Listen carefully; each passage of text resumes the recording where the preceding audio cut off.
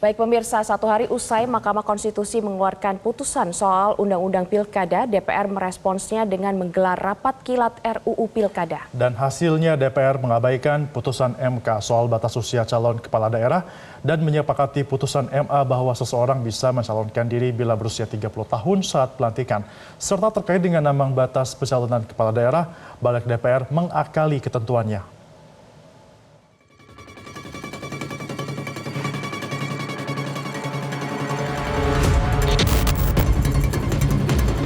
Puluhan anggota Dewan dalam rapat Balek Rabu siang tadi memperdebatkan dua putusan Mahkamah Konstitusi. Pertama, putusan nomor 70 tentang syarat usia calon kepala daerah yang dihitung saat penetapan pasangan calon di Pilkada yang berlangsung saat pendaftaran. Balek menolaknya mentah-mentah. Alhasil putusan ini berpotensi jadi karpet merah bagi putra bungsu Presiden Jokowi, Kaisang Pangarep, yang usianya belum genap 30 tahun saat penetapan versi putusan Mahkamah Konstitusi. Meski sempat berdebat panas, akhirnya Balek sepakat menganulir putusan MK soal syarat usia calon kepala daerah dan mengikuti putusan Mahkamah Agung. Setuju ya, merujuk kepada Mahkamah Agung ya. Lanjut.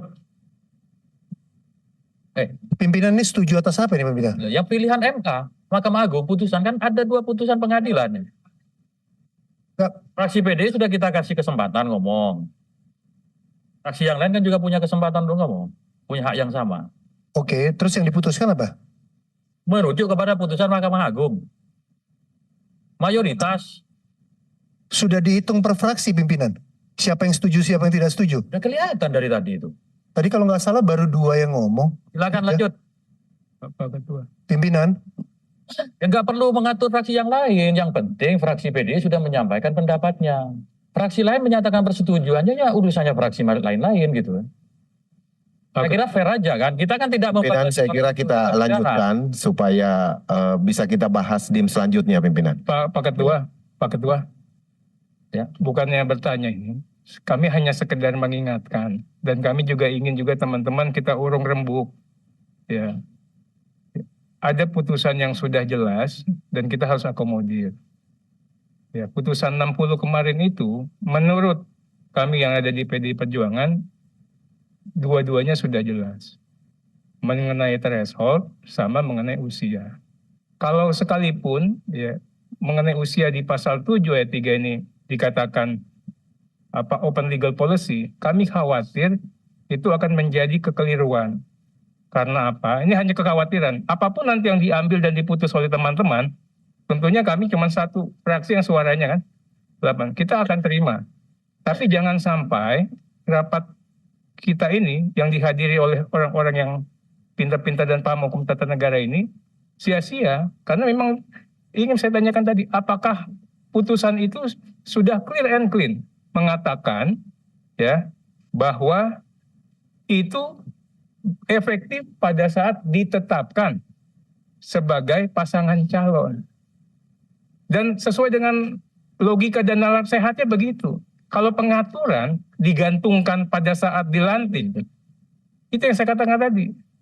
Nggak masuk rasio legisnya. Tapi kalau teman-teman ingin mengakomodir itu, kita ikut aja. Ya, terima kasih. Terlepas dari perdebatan mau ikut putusan Mahkamah Agung atau putusan Mahkamah Konstitusi, sudah barang tentu putusan MK tidak bisa dibenturkan dengan putusan Mahkamah Agung. Putusan MK yang merupakan pengujian konstitusionalitas norma undang-undang terhadap undang-undang dasar harus dipedomani oleh semua pihak, tidak terkecuali DPR, pemerintah, dan Mahkamah Agung. Ketika MK sudah memberi tafsir, mau tidak mau, senang tidak senang, maka itulah yang harus diikuti oleh semua pihak. Seperti halnya putusan MK soal batas usia Capres-Cawapres di akhir 2023 lalu, yang langsung serta-merta diterapkan oleh KPU saat itu, sehingga membuka jalan bagi Gibran Rakabuming Raka menjadi cawapres di kontestasi Pilpres 2024. Tak hanya soal usia calon kepala daerah, di hari yang sama Balek juga membahas syarat ambang batas pencalonan. Balek ketok palu bahwa syarat threshold hanya diberlakukan untuk partai non-parlemen atau partai yang tidak memiliki kursi di DPRD. Padahal tidak begitu bunyi putusan MK.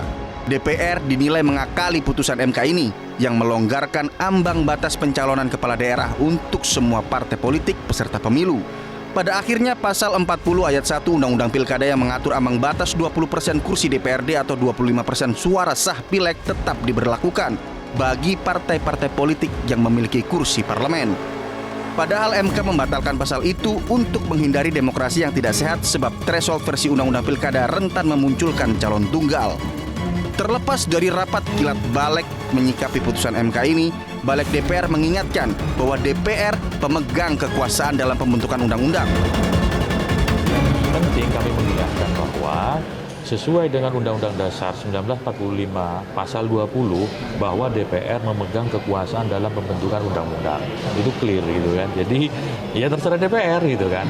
Tapi kemudian supaya tidak ada terjadi bentrokan hukum istilahnya ataupun terjadi nanti kegaduhan politik hukum, maka kemudian ada terobosan hukum yang dilakukan.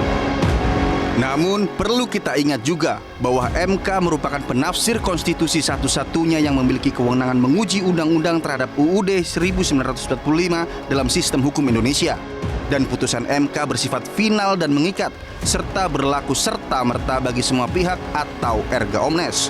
Sehingga upaya revisi Undang-Undang Pilkada yang dilakukan DPR saat ini bisa dinilai sebagai pembangkangan dan bisa membuat Pilkada 2024 inkonstitusional dan tidak legitimate untuk dilaksanakan. Penting bagi Mahkamah menegaskan, titik atau batas untuk menentukan usia minimum dimaksud dilakukan pada proses pencalonan yang bermuara pada penetapan calon kepala daerah dan calon wakil kepala daerah. Tidak hanya itu, sesuai dengan prinsip erga omnes, pertimbangan hukum dan pemaknaan mahkamah terhadap pasal 7 ayat 2 huruf E Undang-Undang 10 2016 mengikat semua penyelenggara, kontestan pemilihan, dan semua warga negara. Dengan demikian, jika penyelenggara tidak mengikuti pertimbangan dalam putusan Mahkamah Akuo sebagai kekuasaan kehakiman yang berwenang menyelesaikan sengketa hasil pemilihan, calon kepala daerah dan calon wakil kepala daerah yang tidak memenuhi syarat dan kondisi dimaksud berpotensi untuk dinyatakan tidak sah oleh mahkamah.